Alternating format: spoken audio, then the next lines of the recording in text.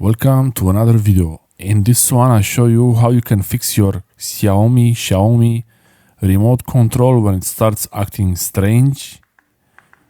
For example, here most of the buttons are working, but the volume buttons don't work.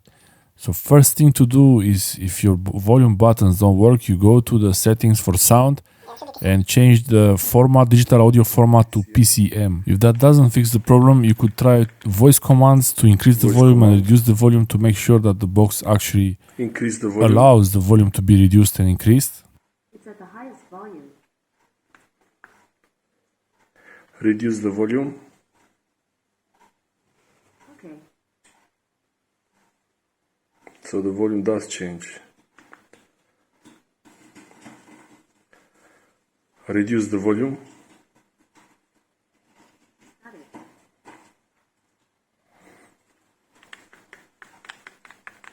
I press really hard. Sometimes the volume was going up by itself, and now it's working. And look, I have to press really hard for it to work. On up. Down doesn't work, no matter how hard I press.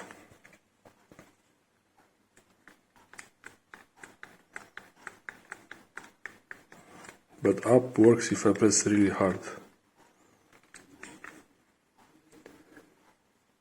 Reduce the volume.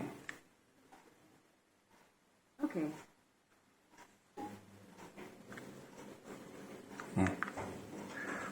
Reduce the volume. All right.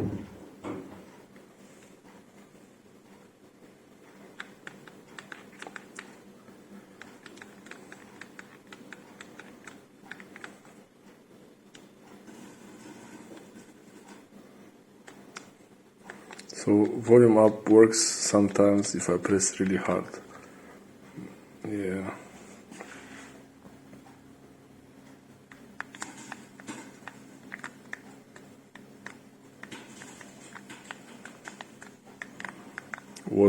Water. There's gonna be water inside it. Yeah, that was about as much of a spoiler as I could share, I guess. Yeah. At this point, because the TV box allows voice commands to change the volume, so that means it's not a setting from the PCM digital output or anything related to HDMI output. And because the volume works for one of the buttons, but the other one only works when I press it more harder than the usual. Okay.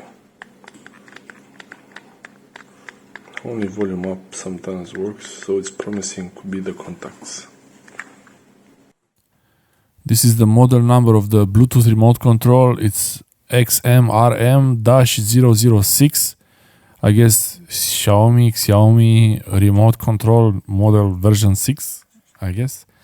And this is a Bluetooth remote control. It's from the Xiaomi Mi Box 4S and 2 AAA batteries. On this remote control, all you have to do is really remove the screws. You remove the battery compartment cover and the batteries, and there are 2 screws there. And here I was trying to open that left, right, up, down D-pad button, but I didn't have to do that. Maybe on some other older remotes you might have to do that, but really, I don't know. There are guides for this on having to remove that for no reason. You do not need to remove those buttons, any buttons before. All you need to do is remove the screws of the remote and then use one of these eye opener tools. And if you really care about the looks of your remote, you can use the plastic tools, but the metal one works much better. And you put it in and you see, slide it a bit like this so you can open it. Once the buttons come out, it's very clear why you didn't have to remove this round button. It's all under it's like a sandwich in there. These are just rubber connectors, and look what's there. Yeah. Okay, that's some kind of liquid damage, water. Usually this happens if you have your wet fingers on the remote, and you can prevent it by putting the remote in a plastic bag or some kind of cover for remotes. If anyone really needs to confirm that this is their remote, these are the serial numbers and model numbers and part numbers that's there. It's a Bluetooth remote, it doesn't have infrared. It's one of these newer ones. You don't have to point it to the TV box. It works wherever it is. Xiaomi Mi Box 4S. It's an Android TV box with Android TV. It's a really nice TV box. We had it for a few years now. It's really, it's our main TV box now, and it's because of the operating system, Android OS TV. It's TV OS, Android TV OS. It's really nice. And even though the specifications of the box are not super high, it's really good enough. So I'm going to try to open this, removing this plastic cover. And in some cases, you might have to actually desolder a connector apart. But in this case, it seems that it's really cheaply made. That's good for me because I can easily clean this thing from here. I'm going to try to put a bit of isopropyl alcohol in there and just get it all nice and shiny.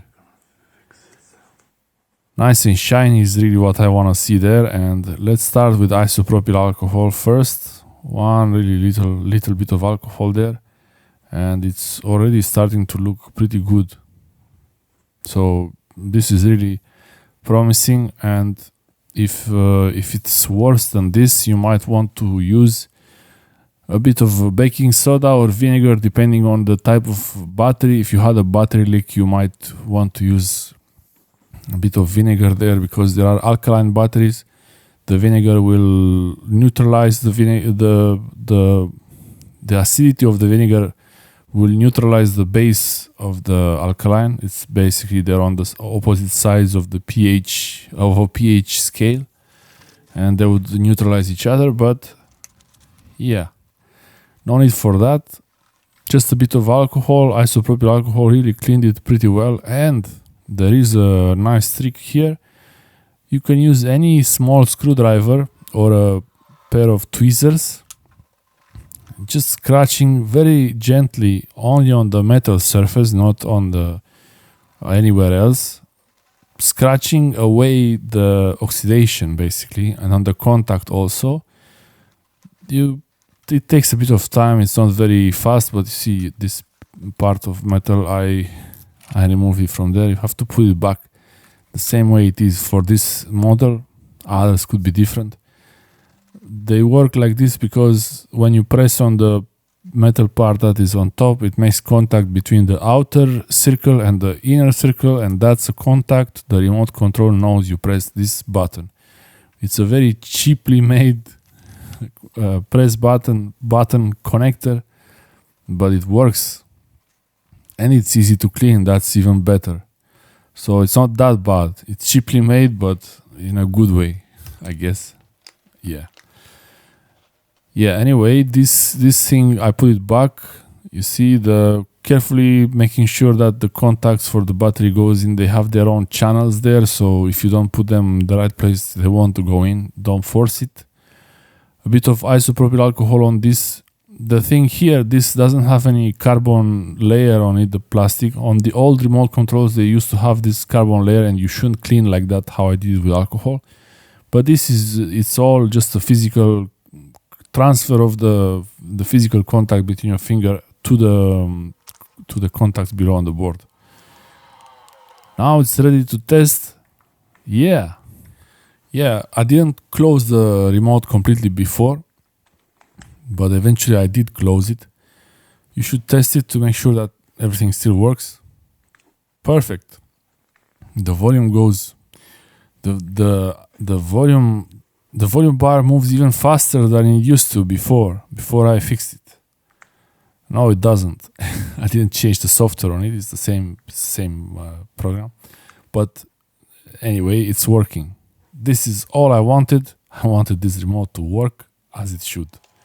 So once you're finished with testing it, you can close the clips completely, press them down on all sides, make sure that If you see here, I just arrange it a little bit so it goes inside as it's supposed to.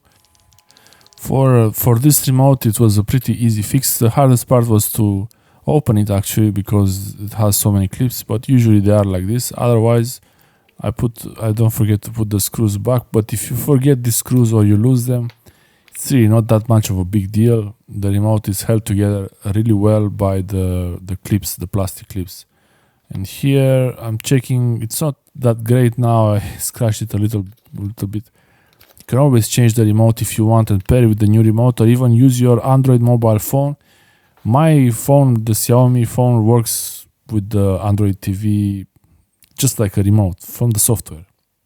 Thanks for watching. Subscribe, like, and share this video with everyone, and I'll see you next time. Bye.